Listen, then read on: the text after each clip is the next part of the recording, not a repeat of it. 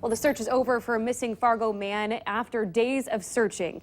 The body of 41-year-old Scott Fonder was found in the Red River. Fonder was reported missing by family members on October 9th. Fargo police were able to track Fonder's phone near Dyke East in Fargo. Every day, Valley Water Rescue and the Fargo Fire Department have been searching for him. Fonder's body was found yesterday. At this point, no foul play is suspected. Police in Clearwater County found the remains of a woman that is believed to be 28-year-old Haley Soyring of Elbow Lake Village. Soyring was reported missing on Wednesday. Police say they found a burned-out car last night that matched the description of the car Soyring was driving. The body was found near the car just northeast of Aleta, Minnesota. The body has been taken to the Grand Forks County Medical Examiner's office to determine the cause of death. The Minneapolis Police Department has cleared 2 officers involved in a fatal shooting nearly 1 year ago. 24-year-old Jamar Clark was shot during an altercation with police in November of 2015. Some witnesses claim Clark was handcuffed at the time he was shot. In an earlier announcement today, Minneapolis Police Chief Janae Harto said that was not the case. She also said DNA evidence proves Clark grabbed one officer's gun and holster. Harto says the department's conclusion is that there were no violations of police and the shooting was justified. Put under the public microscope. They've been subjects of both state and federal investigations, and they've been reviewed by 2 of the top prosecutors in this region. The officers will not be criminally charged, and we have concluded there were no violations of MPD policy. The officers, Mark Regenberg and Dustin Schwarzy, have been on desk duty since the incident, but they are expected to return in full duty. In other news tonight, about a dozen cases of voter fraud were prosecuted in Clay County in 2010. And those convicted included a permanent resident with a green card and convicted felons. The Clay County Sheriff's Office tells Valley News Live they received a letter with the allegations and then began questioning those named. The felons said they didn't know they had their voting rights taken away, to which investigators showed them signed probation agreements outlining the rules. But there could be more cases out there. It was a relatively small number, but that was just in the city of Moorhead. Everyone that I interviewed voted in the city of Moorhead. Detective Hicks says this is the only time so far in his career he's investigated voter fraud. Minnesota Governor Mark Dayton is poised to call a special legislative session over the rising cost of health care. This comes a week after Dayton declared Obamacare would not be affordable for 95% of Minnesotans, handing Republicans a political weapon to use against the state's Democratic candidates. Today, Dayton didn't exactly walk back his comments, but said the issue should not be political. Everything at this stage in an election is considered to be a political ploy, or can be accused of being one.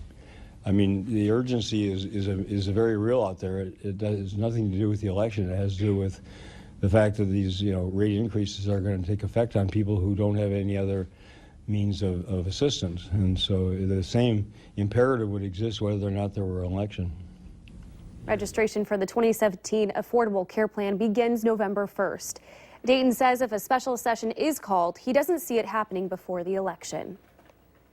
A man is speaking out about what he deems is an unorthodox banking routine.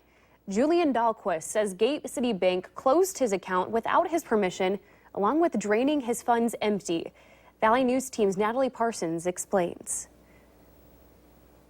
Julian Dahlquist opened a business checking account with Gate City Bank in Moorhead back in 2012 when he was running for political office, and since it has not been active. Where you had people that believed in your platform and believed in you as a candidate that contributed their money to you. He paid a visit to the bank to find that his account had been closed in 2015 without his permission, and he didn't even know about it. But what he did know was that there should have been $75 in the account. If the account is inactive for 12 months, then they close it. And they didn't say what happens to the money. Basically, my takeaway was I had no access to that money anymore. The manager of the 8th Street Gate City Bank says they don't just close an account. If an account is inactive for 12 months, a letter is sent notifying a customer that at 18 months they will be charged an account dormant fee of $6 per month. If the account continues to be inactive at the 4-year mark, another letter is sent notifying a customer that at the 5-year mark, their account will be turned over to the North Dakota Unclaimed Property Division. Delquest never received any type of notification due to an address change, but he says the bank told him they called him. I said, did you talk to me or did you just try and not leave a voicemail? Because I would have remembered a voicemail like that. I spoke with the manager of this Gate City bank who invites Delquest to come in so that they can solve this financial issue. She believes that working together, they can get his money back from the North Dakota Unclaimed Property Division. In Moorhead, Natalie Parsons, Valley News Live. Gate City Bank says there are sites for you to make sure your accounts are in good standing. We have more information on that over at valleynewslive.com. People gathered in Moorhead tonight to support a family in need. On October 6th, crews responded to a house fire at the Wolf residence near Hawley. No one was seriously hurt, but the family lost pretty much everything. A spaghetti dinner and silent auction was held at Moorhead's Masonic building. All proceeds went to the family in hopes to help them rebuild.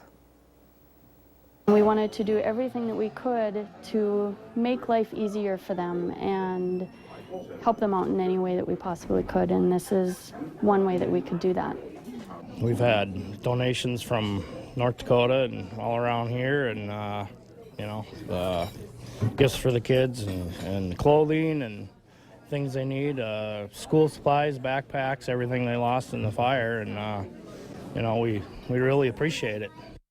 The auction had many gift certificates from Pizza Ranch, Sky Zone, Subway, and much more. Still ahead tonight, find out why a certain fish is causing major problems in Minnesota. You're watching Valley News Live on TV, online, and on the go. Always on, wherever you are, whenever you need to know. Valley News Live.